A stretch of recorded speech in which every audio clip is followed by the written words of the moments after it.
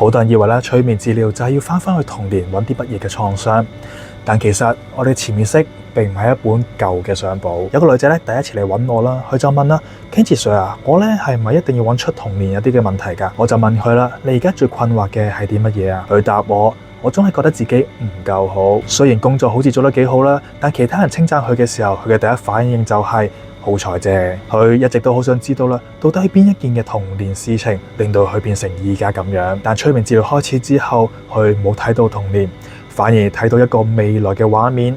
5年後嘅自己坐喺間舒服嘅房間度，好平靜，好有自信，去睇住未來嘅自己。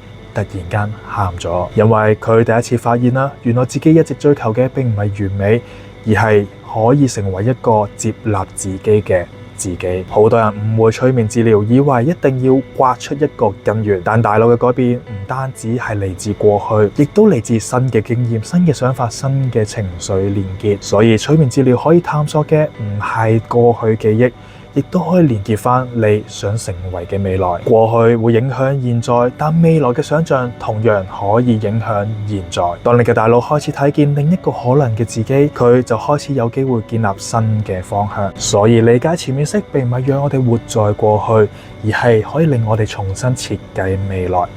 如果你哋咁諗嘅話，話俾我知。